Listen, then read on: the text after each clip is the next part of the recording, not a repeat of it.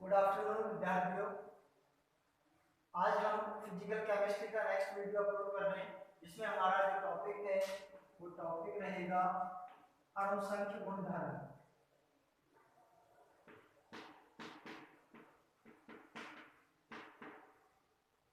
अणुसंख्य गुणधर्म, इनको सामान्यतः हम बोलते हैं कोलिगेटिव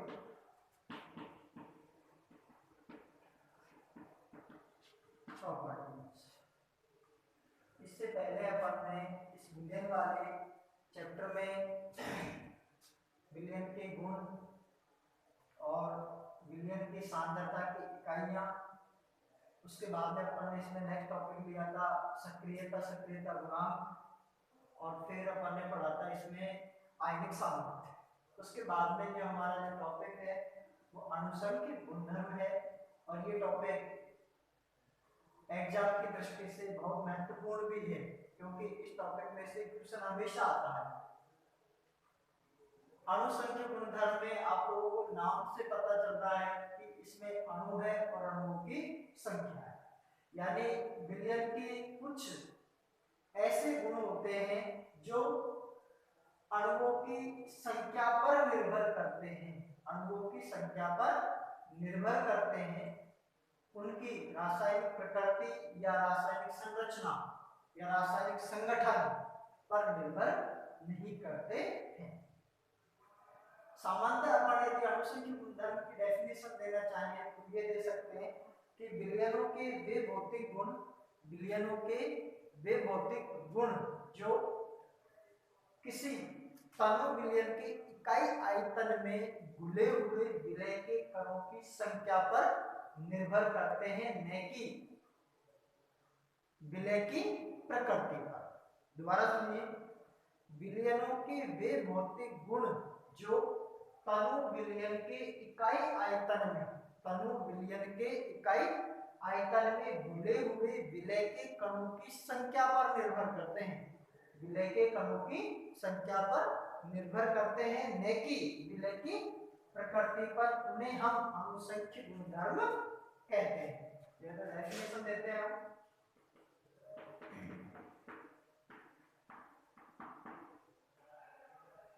विलयनों के वे भौतिक गुण, विलयनों के वे भौतिक गुण जो तनु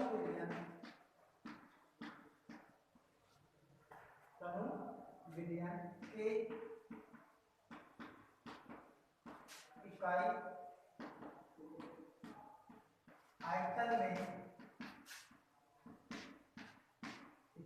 आयतन में घुले हुए विलय के कणों की या अणुओं की संख्या पर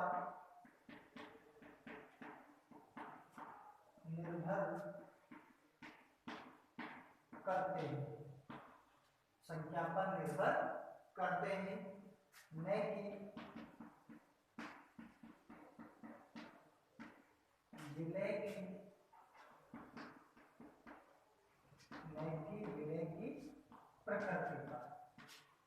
कि विलय की प्रकृति पर।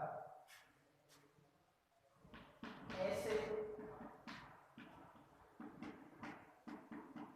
गुणों को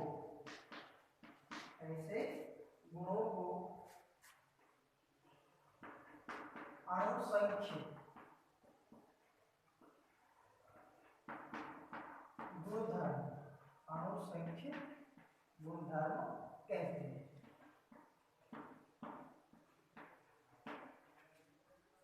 विलयन के वे भौतिक गुण जो तनु विलयन के इकाई आयतन में घुले हुए विलय के कणों की संख्या पर निर्भर करते हैं, न कि विलय की प्रकृति पर।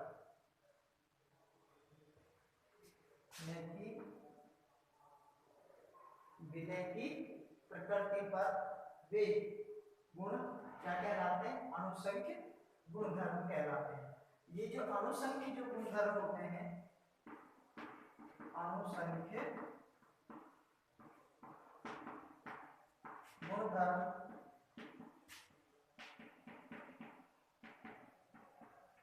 विलायक की प्रकृति पर निर्भर करते हैं, विलायक की प्रकृति पर निर्भर करते हैं। तो यहाँ पर आप लोगों को ये ध्यान रखना है कि ये जो गुण होते हैं वो विलय की प्रकृति पर तो निर्भर नहीं करते हैं, लेकिन विलायक की प्रकृति पर निर्भर करते हैं, इसलिए इनको हम अनुसंख्य गुणधर्म कहते हैं। और जो विलयन होता है, यानी जो विलयन है और उस विलयन में जो विलय होता है वो सामान्यतः अवाष्पशील द्रव के रूप में लिया जाता है। यानी विलयन में विलय अवाष्पशील द्रव के रूप में होता है। और जब किसी विलयन में विलय अवाष्पशील द्रव के रूप में होता है तो उस विलयन के लिए जो सांद्रता होती है, यो कहें कि उस विलयन की जो सांद्रता होती है उससे संबंधित यहाँ पर 4 अनुसंख्य गुणधर्म बनते हैं, जिसमें फर्स्ट बनता है विलयन का परासरण दाब, यानी ऑस्मोटिक प्रेशर ऑफ सॉल्यूशन। दूसरा बनता है विलयन का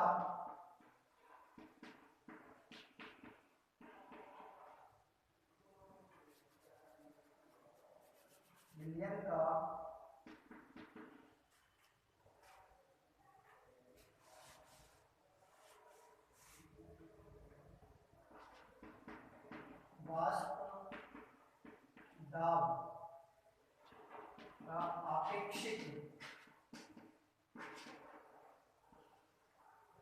विलयन का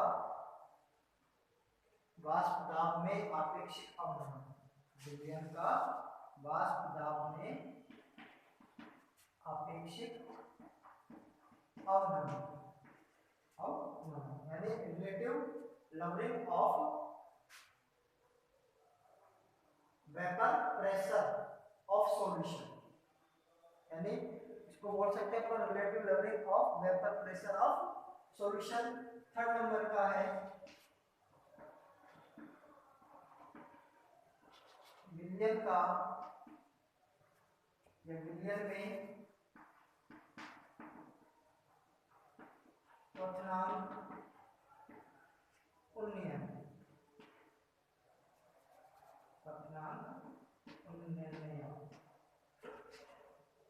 और फोर्थ हो जाएगा विलयन में हिमांक अवनमन, यानी एक को बोलेंगे हम elevation in boiling point of solution, और एक हो जाएगा फ्रीजिंग पॉइंट, यानी depression in freezing point of solution. विलयन में क्वथनांक उन्नयन और विलयन में हिमांक अवनमन। इस तरीके से ये हमारे पास किसी भी विलयन से संबंधित ये 4 अनुसंख्य गुणधर्म होते हैं। ये चारों के चारों जो अनुसंख्य जो गुणधर्म होते हैं वो सामान्यतः विलयन के इकाई आयतन में उपस्थित विलय के कणों की संख्या पर निर्भर करते हैं, न कि विलय की प्रकृति पर। यदि प्रकृति से संबंधित मैटर है तो अपन ये कहेंगे कि विलयन के वे भौतिक गुण जो तनु विलयन के इकाई आयतन में घुले हुए विलय के कणों की संख्या पर निर्भर करते हैं, या विलय या विलय की प्रकृति पर निर्भर करते हैं, उन्हें हम अनुसंख्य गुणधर्म कहते हैं। तो इसमें से जो हमारा जो पहला अनुसंख्य जो गुणधर्म है वो सामान्यतः है विलयन का परासरण दाब।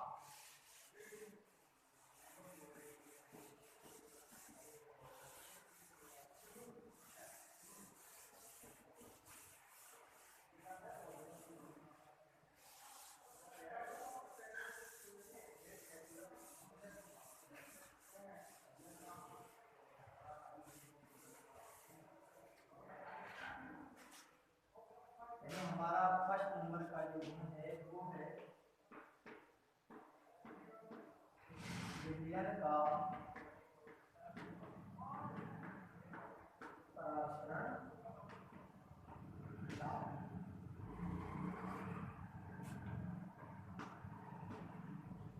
Osmosis pressure of solution, osmosis pressure of solution, विलयन का परासरण दाब। देखो विलयन की परासरण दाब से पहले हम सामान्यतः एक दो पॉइंट लिखना चाहेंगे गैसों से संबंधित, कि गैसों के बारे में हम जानते हैं कि गैसों की प्रकृति होती है कि वो समान रूप से एक दूसरे में मिल जाती है। यूं कहें कि गैसें परस्पर मिलने की प्रकृति रखती है। पहले यहाँ पर सामान्यतः गैसों में परस्पर मिश्रित होने की प्रकृति पाई जाती है, जिसे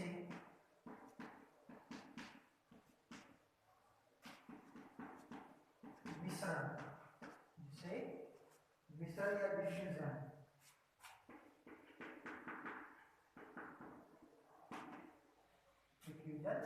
कहते हैं।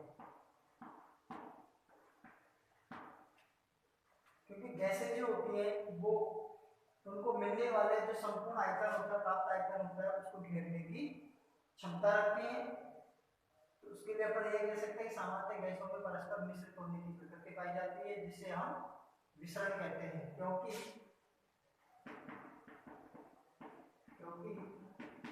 गैसें प्राप्त आयतन को घेरने में सक्षम होती है।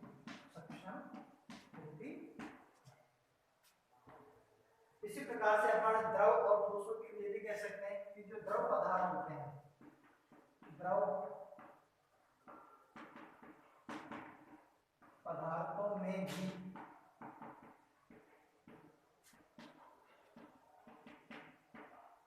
विसरण का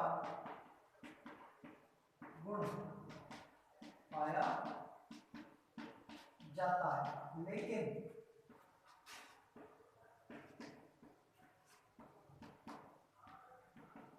गैसों की तुलना में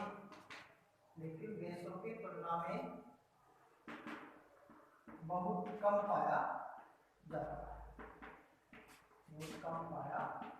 है, उसका रीजन आप लोग जानते हो कि गैस जो द्रव होते हैं, द्रव के अणुओं के मध्य आकर्षण बल गैसों की तुलना में अधिक पाया जाएगा। अधिक पाए जाने के कारण द्रव पदार्थ जो होते हैं, द्रव पदार्थ के जो अणु होते हैं, वे आसानी से एक दूसरे स्थान पर नहीं पहुंच पाते हैं। इसलिए अपन ये कह सकते हैं कि द्रव पदार्थों में मिश्रण का गुण पाया जाता है, लेकिन गैसों की तुलना में यह गुण द्रवों में कम पाया जाता है। पाए जो मिश्रण है ये सामान्य मिलने को तो ठोसों में भी मिलता है, लेकिन फिर ठोसों के लिए भी अपन ये कह सकते हैं कि ठोसों में मिश्रण का गुण पाया जाता है, लेकिन ठोसों में मिश्रण का जो गुण है वो गैसों की तुलना में बहुत कम पाया जाता है, अब देखिए सामान्यतः यदि अपन मिश्रण की डेफिनेशन देना चाहे तो मिश्रण की डेफिनेशन को अपन इस तरीके से डिफाइन कर सकते हैं। उच्च सांद्रता वाले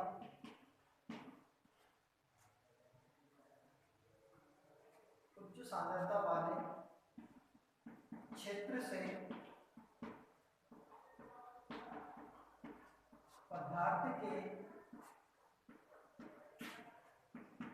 अणुओं का कम सांद्रता वाले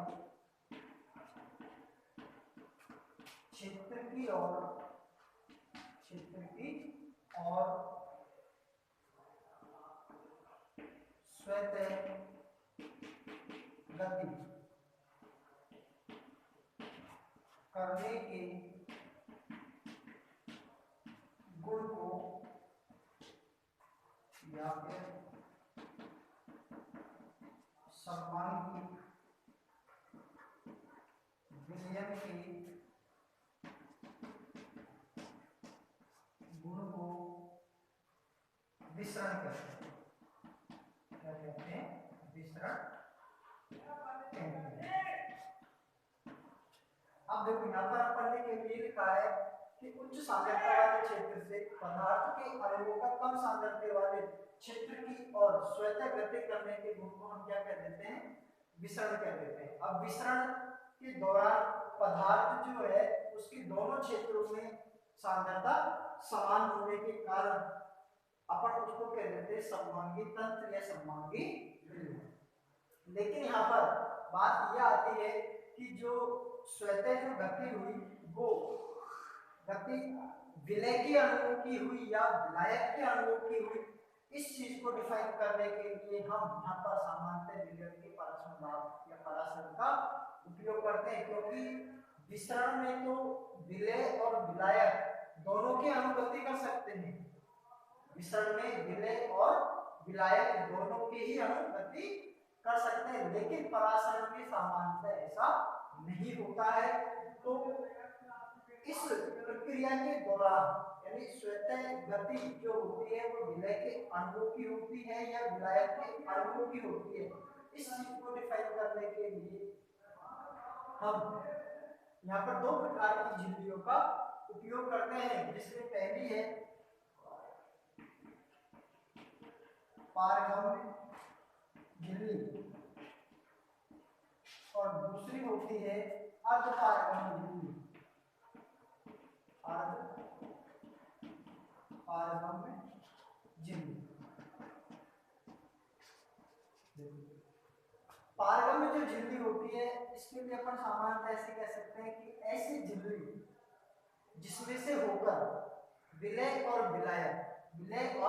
विलायक के दोनों के अणु आर पार आ सकते हैं और जा सकते हैं। पारगम्य झिल्ली एक ऐसी झिल्ली होती है जो विलय और विलायक दोनों प्रकार के अणुओं के दोनों प्रकार के पदार्थों के अणुओं का आवागमन कर सकती है। लेकिन अर्धपारगम्य झिल्ली के लिए अपन ये कहेंगे कि ऐसी झिल्ली जिसमें से होकर केवल विलायक के अणु तो आ सके, विलय के अणु नहीं आ सके, उसे हम अर्धपारगम्य झिल्ली कहते हैं। दोबारा सुनिए, पारगम्य झिल्ली सामान्यतः ऐसी झिल्ली होती है जिसमें से होकर विलय के अणु और विलायक के अणु दोनों के अणु आ भी सकते हैं और जा भी सकते हैं, यानी ये दोनों के विलय और विलायक पदार्थों के दोनों के अणुओं को आने जाने से नहीं रोकती है। कोई सा भी आ सकता है, कोई सा भी जा सकता है, इसलिए इसको अपन पारगम्य झिल्ली कहेंगे। लेकिन अर्धपारगम्य झिल्ली अपन उसे कहेंगे जो केवल विलायक के अणुओं को ही आने जाने दे, विलय के अणुओं को आने जाने नहीं दे। ऐसी झिल्ली को हम सामान्यतः क्या कहेंगे? अर्धपारगम्य झिल्ली कहेंगे। ठीक है। अब जो हमारा टॉपिक है विलयन का परासरण दाब, तो विलयन के परासरण दाब को समझने के लिए हम सामान्यतः इस झिल्ली का उपयोग करते हैं, अर्धपारगम्य झिल्ली। तो देखिए यहाँ पर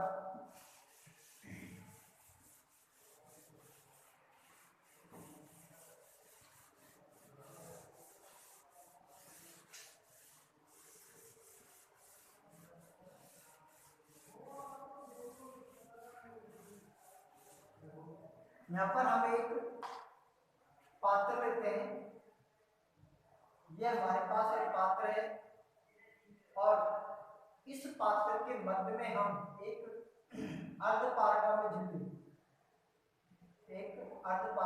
झिल्ली सेमी परमेबल मेम्ब्रेन लगा और इस झिल्ली के दोनों तरफ जो दो कंपार्टमेंट बनते हैं उनमें से एक में तो हम भर देते हैं विलयन फर्स्ट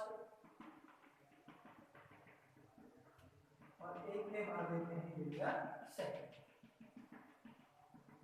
यानी ये तो हो जाएगा हमारे पास बिलियन फर्स्ट, जो कि है कम सांद्रता से संबंधित, कम सांद्रता। और एक हो जाएगा हमारे पास बिलियन सेकंड, जो कि है अधिक सांद्रता से संबंधित, अधिक सांद्रता से संबंधित। और ये जो है हमारे पास, इसे अपन मान लेते हैं SPM, सेमी परमेबल मेम्ब्रेन, यानी अर्धपारगम्य झिल्ली, अर्धपारगम्य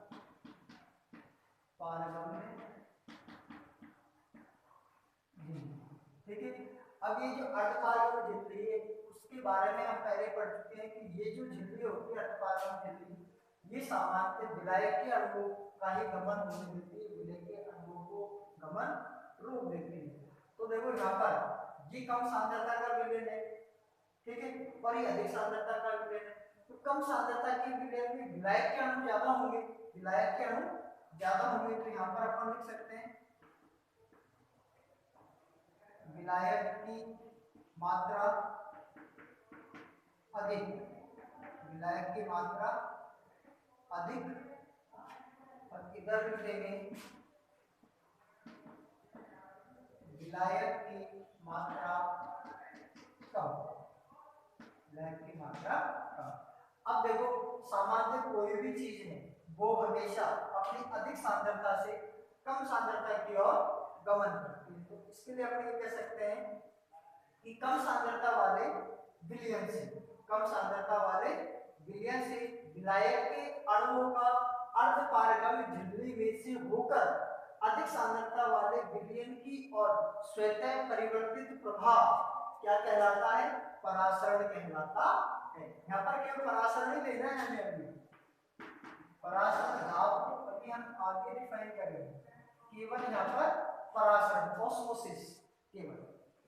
तो यहाँ पर इसकी अपन डेफिनेशन दे सकते हैं, देखो कम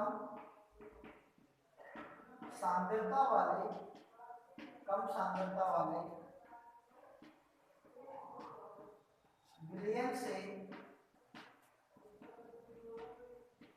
विलायक के, कम सांद्रता वाले विलयन से विलायक के अणुओं का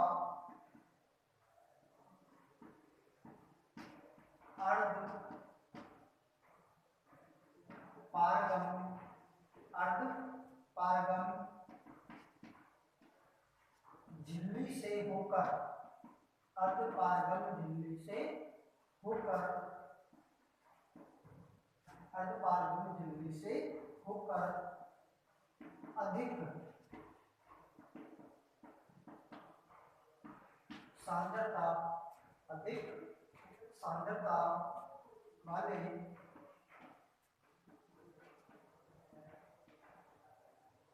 विलयन की और, अधिक सांद्रता वाले विलयन की और स्वतः प्रवर्तित प्रभाव को परासरण या ऑस्मोसिस कहते हैं, परासरण कहते हैं। यह परासरण की क्रिया तब तक होती रहती है जब तक दोनों विलयनों की सांद्रता समान नहीं हो जाए। यहाँ पर यह भी जोड़ सकते हैं, यह प्रभाव तब तक होता है जब तक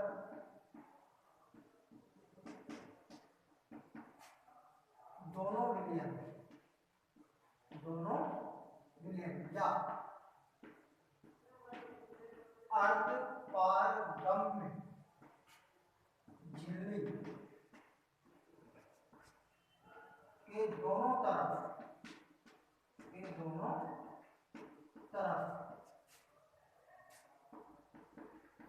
साम्य स्थापित न हो जाए, साम्य स्थापित न हो जाए। तो इस तरीके से ये हमारे पास परासर की डेफिनेशन होती है। और यहाँ पर आप लोगों को पता है कि कम सांद्रता वाले विलयन में विलायक की अधिक मात्रा होती है, इसलिए विलायक के जो कण होते हैं वो इधर गमन करेंगे यहाँ पर, और विलय के जो अणु होते हैं वो गमन नहीं करेंगे। तो विलय के अणुओं के द्वारा इस झिल्ली पर जो दाब उत्पन्न होगा, जो दाब उत्पन्न होगा वो दाब ही कहलाएगा परासरण दाब। और परासरण दाब के बारे में सबसे पहले जो अध्ययन किया था वो एवे नोलेट नामक वैज्ञानिक ने किया था। अभी हम वहां तक कभी लेट पहुंचेंगे, उससे पहले आपको इस परासरण को ठीक ढंग से समझना है कि हमारे पास यहाँ पर दो विलयन है और दोनों विलयनों के बीच में अपन ने एक झिल्ली लगा रखी है, जिस झिल्ली को अपन सामान्यतः नाम देते हैं अर्धपारगम्य झिल्ली। ये अर्धपारगम्य जो झिल्ली होती है वो विशिष्ट है, विलायक के अणुओं को ही आने जाने देती है, विलय के अणुओं को आने जाने नहीं देती है। यूं कहें कि विलय के अणुओं के गमन को रोकती है। तो यहाँ पर परासरण की जो डेफिनेशन निकाली जाती है वो इस प्रकार से निकाली जाती है कि इस अर्धपारगम्य झिल्ली के दोनों तरफ अपन दो विलयन भर लेते हैं। एक विलयन है हमारे पास कम सांद्रता का और दूसरा विलयन है हमारे पास अधिक सांद्रता का। अधिक सांद्रता वाले विलयन में सामान्य विलायक की मात्रा कम होती है और कम सांद्रता वाले विलयन में विलायक की मात्रा ज्यादा होती है। तो पदार्थ जो होता है अपने अधिक सांद्रता से कम सांद्रता की ओर प्रवाहित होता है।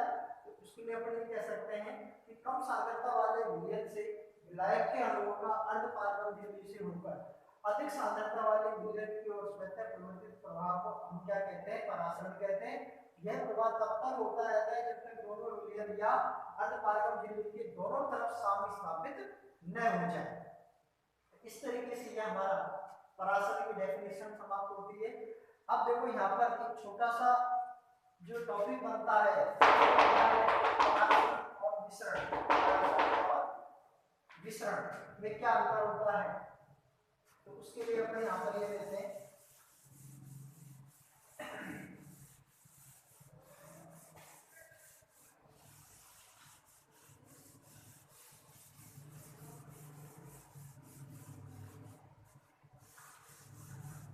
परासरण की जो घटना है वो सामान्यतः हमारे आम जीवन में भी अपन इसको प्रैक्टिकली देख सकते हैं कि जैसे किशमिश होती है, बादाम होती है, यदि इनको अपन जब से बड़े पात्र में धर देते हैं, पटक देते हैं, तो कुछ समय के बाद में ये फूलकर मोटी हो जाती है। उसका रीजन परासरण ही होता है, क्योंकि पात्र में भरा हुआ जो जल होता है वो किशमिश या बादाम की जो बाह्य जो झिल्ली होती है, जो कि अर्धपारगम्य झिल्ली की भांति व्यवहार करती है, उसमें से होकर विलायक के अणु तो उसके अंदर प्रवेश कर जाते हैं, लेकिन उसके अंदर उपस्थित जो ग्लूकोज होती है, जो शक्कर होती है, वो उसमें से बाहर नहीं आ पाने के कारण ये परासरण की घटना को वो शो करते हैं। तो यहाँ पर हमारा जो अगला टॉपिक रहता है वो रहता है परासरण एवं विसरण। परासरण एवं विसरण में अंतर, यानी difference between osmosis and diffusion. तो यहाँ पर एक तरफ तो अपन लिख देते हैं परासरण और दूसरी तरफ हम लिख देते हैं विसरण।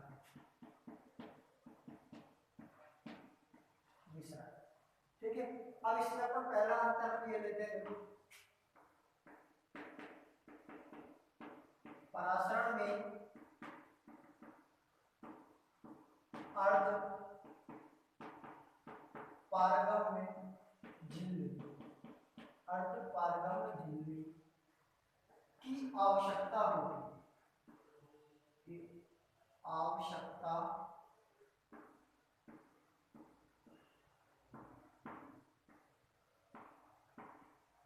होती है। ठीक है, एक दूसरा इसी में हम ले सकते हैं कि परासरण में कम सांद्रता वाले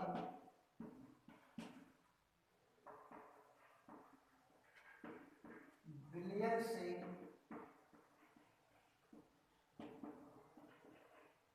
विलायक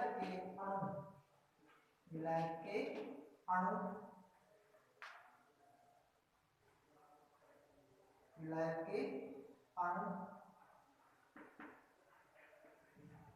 अधिक सांद्रता वाले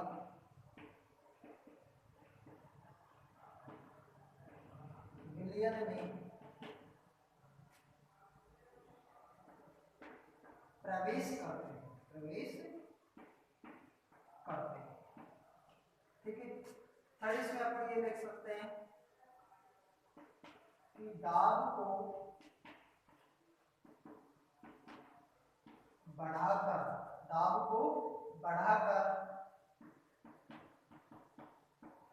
परासरण को रोका जा सकता है।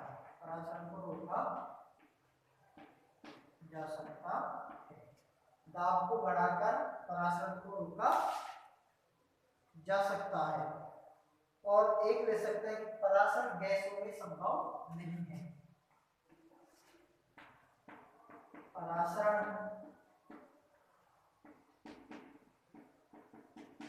गैसों में नहीं पाया जाता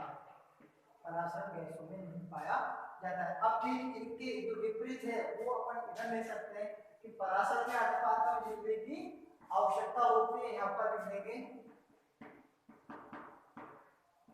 मिश्रण में किसी भी प्रकार की झिल्ली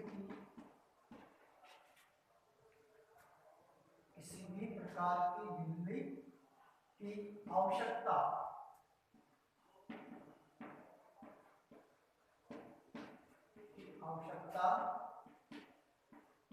नहीं होती है।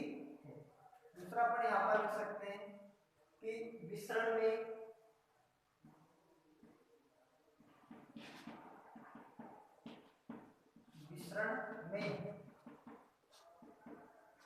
अधिक सांद्रता से विलय एवं विलायक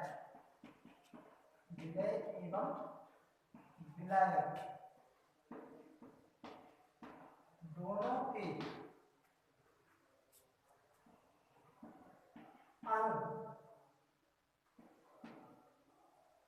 के अणु कम सांद्रता की ओर स्वतः गमन करते